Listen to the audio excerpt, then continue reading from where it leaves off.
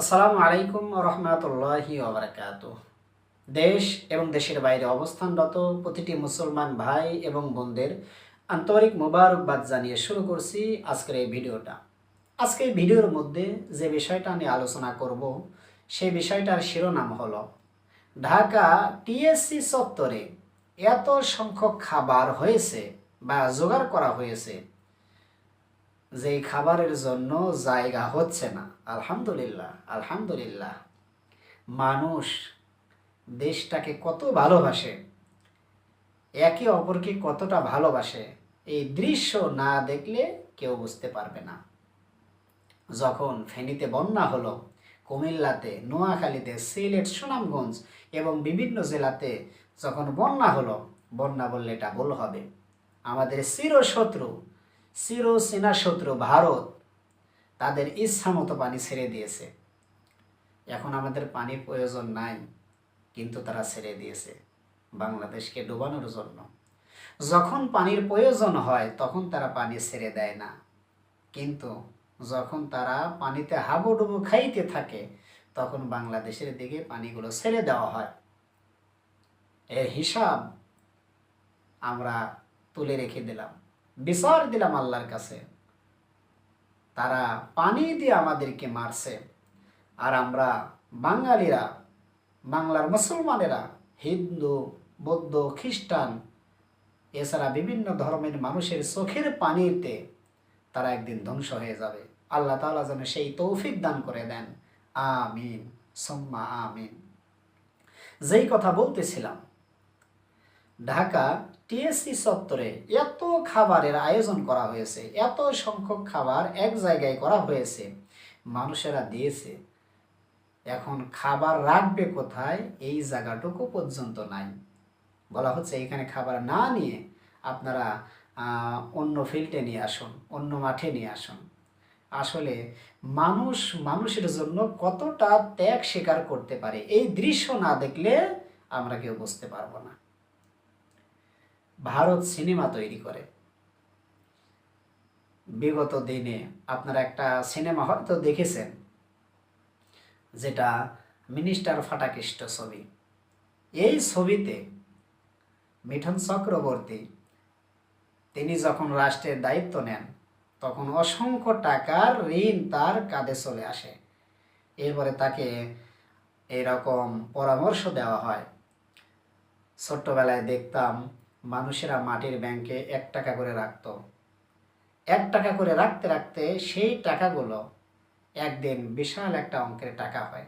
আপনি এই তথ্যটা গোটা রাজ্যে জানিয়ে দেন, ভারতবর্ষে জানিয়ে দেন, সবাই 1 টাকা করে দিলে অসংখ্য টাকা হবে, আর আপনার ঋণের বোঝাটা কিছুটা হালকা হবে। এটা কিন্তু একটা মুভি, একটা ছবি। এখন অনেকেই বলতে পারেন, হুজুর হয়ে কেন আপনি ছবি দেখেছেন, কেন দৃশ্যগুলো সবার সামনে বলছেন, আপনি অবশ্যই ছবিটা দেখেছেন। তাদেরকে আমি একটা কথা বলতে চাই, দেখুন বাংলাদেশের যে কন্ডিশন চলছে, যে করুণ পরিস্থিতি চলছে, সেই পরিস্থিতির সাথে মিল রেখে বাংলার দামাল ছেলেরা একটা ভিডিও তৈরি করছে। সেই ভিডিওর পাশাপাশি ওই ছবিটাকে অ্যাড করা হয়েছে। এটা এখন টিকটকে পাওয়া যাবে, ইন্টারনেটে পাওয়া যাবে, আবার আপনার ইউটিউবে পাওয়া যাবে, ফেসবুকে পাওয়া যাবে, যেখানে সেখানে এটা অহরহ দেখাচ্ছে। এখন এইটা যদি দেখে এইটাকে ব্যাখ্যা বিশ্লেষণ করে আপনাদের সামনে যদি আমি এই কথা বলি, তাহলে আপনি যদি সত্যিকার অর্থে বুদ্ধিমান হয়ে থাকেন তাহলে কখনো এই কথা বলবেন না, হুজুর আপনি মাওলানা মানুষ, আপনি কেন ছবি দেখেছেন। টিকটকে ঢোকেন, দেখবেন এইটা অটোমেটিকলি আপনার কাছে চলে আসবে। সার্চ দেন, ইউটিউবে গিয়ে, ফেসবুকে গিয়ে সার্চ দেন, চলে আসবে। কেমনভাবে চলে আসবে? এইখানে বলা হচ্ছে ভারতের মানুষেরা ছবি তৈরি করে, মুভি তৈরি করে, আর বাংলাদেশের ছেলেরা, সোনার টুকরা ছেলেরা সেটা বাস্তবে দেখায়। অর্থাৎ তোমরা ছবিতে দেখিয়েছো এইরকম করলে দেশের উন্নতি হয়, আর বাংলার দামাল ছেলেরা, সোনার টুকরো ছেলেরা তারা বাস্তবে দেখাচ্ছে। কত মানুষকে দেখলাম মাটির যে ব্যাংকগুলো আছে, সেই পুরোনো দিনের মাটির ব্যাংকগুলো তারা সেটা নিয়ে এসেছে, ছোট্ট ছোট্ট বাচ্চারা নিয়ে এসেছে মাটির ব্যাংকগুলো।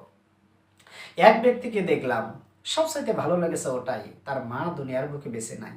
তিনি বলছেন, আমার মা এই ব্যাংকে টাকা জমা রাখতো, জানি না এই ব্যাংকের মধ্যে কত টাকা আছে। আমার মায়ের স্মৃতি ছিল, সেই স্মৃতিটুকু আজকে আমি বন্যাবাসীর জন্য দান করে দিলাম। আল্লাহু আকবার, আল্লাহু আকবার, সুবহানাল্লাহি ওয়া বিহামদিহি, সুবহানাল্লাহি ওয়া বিহামদিহি। একটা কথা সবার জানা উচিত, প্রত্যেকটা সন্তান তার মায়ের স্মৃতি, বাবার স্মৃতি, সন্তানের স্মৃতিগুলো ধরে রাখতে চায়। কোটি টাকা দিয়েও সেটা তার কাছ থেকে কেউ কিনতে চায়, কিন্তু সে দেয় না।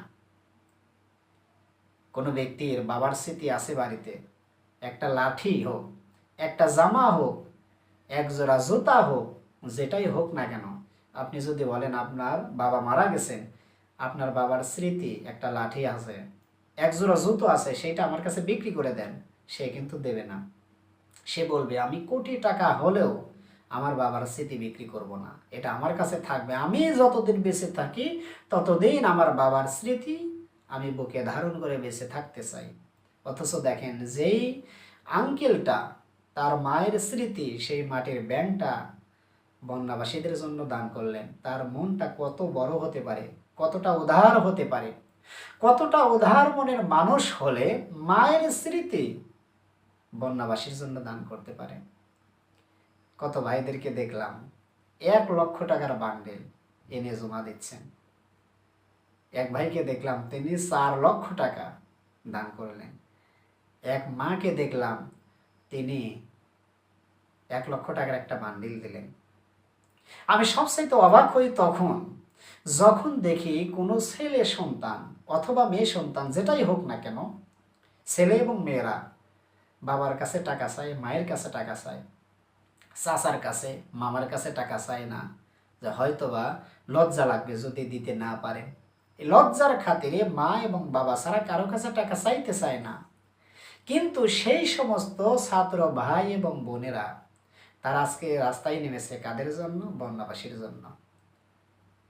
আমি পাবনা সদর থানার অন্তর্গত জালালপুর নামক গ্রামে যে বাজারটা বসে প্রত্যেক রবিবার এবং বুধবার, এই রবিবারে আজকেই দেখলাম ছোট্ট ছোট্ট বাচ্চারা, হাই স্কুল, কলেজ, ভার্সিটির সব ভাইয়েরা, তারা সবার সামনে হাত জোর করে করে বলছেন যে, ভাইরা, বাবাজিরা, আঙ্কেলগণ, আপনারা কি করেন? বন্যাবাসীদের জন্য কিছু সাহায্য করেন, তাদের জন্য কিছু দান করেন। আসলে এই দৃশ্যটা দেখার পর আমার অন্তরে একটা দাগ লেগে গেছে। যে সন্তানেরা নিজেদের জন্য বাহিরে কারো কাছে কোনোদিন হাত পাতে না, চাচা হোক, মামা হোক, খালো হোক, তাদের কাছে হাত পাতে না লজ্জার খাতিরে, আর আজকে নিজের জন্য নয়, বন্যাবাসীদের জন্য তারা মানুষের সামনে গিয়ে দুহাত পেতে ধরছে। এটাই হচ্ছে আমাদের ছাত্রদের সুন্দর একটা দৃশ্য, ছাত্রদের একটা সুন্দর আদর্শ। এটা দেখে আসলে সবার বোঝা উচিত।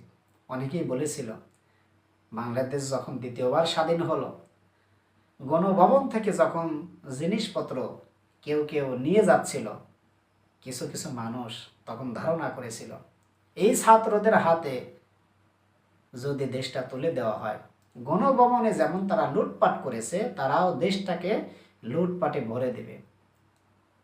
আসলে সেটা লুটপাট ছিল না।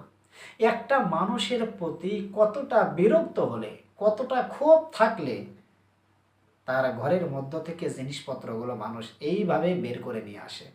আসলে সেটা ছিল ভিন্ন ব্যাপার। তারপরেও যারা নিয়ে এসেছিল গণভবন থেকে, তারা কিন্তু সেটা আবার অনেকটাই ফেরত দিয়েছে, আবার অনেকেই ফেরত দেননি। তবে যারা ফেরত দেননি তাদেরকে বলবো, যেহেতু এগুলো সরকারি জিনিস, আপনারা সেটা ফেরত দিবেন। আর যারা ফেরত দিয়েছেন তাদেরকে অন্তরের অন্তঃস্থল থেকে ধন্যবাদ জানাই। তবে একটা বিষয় এখানে খেয়াল করার হলো, ছাত্র ভাইরা নিজের জন্য নয়, পরিবারের জন্য নয়, কে হিন্দু, কে মুসলমান, কে বৌদ্ধ, কে খ্রিস্টান, কে ভিন্ন ধর্মী, কে রোহিঙ্গা, কে বা রাঙ্গামাটিতে বসবাস করে, এখানে কোনো ভেদাভেদ নাই। শায়েখ আহমদুল্লাহ সাহেব, তার অ্যাকাউন্টে একদিনে কালেকশন হয়েছে প্রায় 20 কোটি টাকা। সেইখানে টাকা আছে হিন্দুদের, বৌদ্ধদের, খ্রিস্টানদের, মুসলমানদের, সবার টাকা কিন্তু সেখানে রয়েছে। বাংলাদেশ পূজা কমিটির যে সমস্ত ভাইরা আছেন তারাও কিন্তু শায়েখ আহমদুল্লাহকে ভালোবেসে তার হাতে টাকা তুলে দিয়েছেন। তারা কিন্তু হিন্দু, তারপরেও শায়েখ আহমদুল্লাহ স্যারকে এতটাই ভালোবাসেন, তারা মনে করেন এই হুজুরের কাছে, এই আলেমের কাছে টাকা দিলে সেই টাকাটা কখনো বিফলে যাবে না। তাহলে এটাই হচ্ছে আমাদের সোনার বাংলাদেশ। যারা বলেছিল ছাত্রদের হাতে দেশটা চলে গেলে দেশটা তছনছ হয়ে যাবে, লুটপাটে ভরে যাবে, তাদেরকে আমি বলতে চাই ছাত্রদের এখন কাজকর্মগুলো দেখে নেন। নিঃস্বার্থভাবে কতটা নিঃস্বার্থবাদী হলে এমনটা করতে পারে। দিন রাত অক্লান্ত পরিশ্রম করে তারা বন্যাবাসীর পাশে গিয়ে দাঁড়িয়েছেন। তাই আসুন এক কথাই বলতে পারি, ভারত মুভি তৈরি করে আর বাংলাদেশের মানুষেরা বাস্তবে সেটা দেখিয়ে দেয়। আরও একটা মুভির কথা আমার মনে পড়ে গেল, যেটা বাহুবলী মুভিতে একটা দৃশ্য আছে, সেখানে একটা বাচ্চাকে এক হাত দিয়ে তুলে ধরা হয়েছে। আসলে ওইটা বাচ্চা ছিল না, লিগেলি ওইটা একটা পানির বোতল ছিল। সেটাকে কাজ করে গ্রাফিক্স ডিজাইনের মাধ্যমে একটা বাচ্চার আকৃতি দেওয়া হয়েছে। অথচ বাংলাদেশে সেই দৃশ্যকেও হার মানিয়েছে একটা মা অথবা একটা বাবা অথবা ভাই অথবা একটা বোন একটা বাচ্চাকে দুহাত দিয়ে এরকম উঁচু করে ধরে রেখেছে, অথচ তারা পুরা দেহটা পানির নিচে চলে গেছে। তাহলে আমরা গর্বের সাথে বলতে পারি ইন্ডিয়ান বা ভারতেরা তারা মুভি তৈরি করে আর বাংলাদেশের মানুষেরা বাস্তবে সেটা দেখায় দেয় যে আমরা দেখায় দিতে পারি। তাই আসুন বাংলাদেশের যেই সমস্ত মা বোনেরা, ভাইয়েরা, বাবারা, আঙ্কেলরা, চাচারা, খালুরা, এক কথায় ছোট্ট থেকে বড় মানুষ যারাই বন্যাবাসীর পাশে গিয়ে দাঁড়িয়েছেন, সকলকে অন্তরের অন্তঃস্থল থেকে জানাই আন্তরিক মোবারকবাদ এবং আপনারা বেঁচে থাকুন, এভাবেই আমাদের বাংলাদেশ এগিয়ে যাক। আর পাশাপাশি যারা বন্যায় ক্ষতিগ্রস্ত হয়েছে তাদের জন্য আমরা দোয়া করে আল্লাহ তাআলা যেন তাদেরকে খুব দ্রুত তাদের পূর্বের অবস্থায় ফিরিয়ে দেন। আমিন। ওয়া আখিরি দাওয়ানা আনিল হামদুলিল্লাহি রাব্বিল আলামিন। আসসালামু আলাইকুম ওয়া রাহমাতুল্লাহি ওয়া বারাকাতুহু।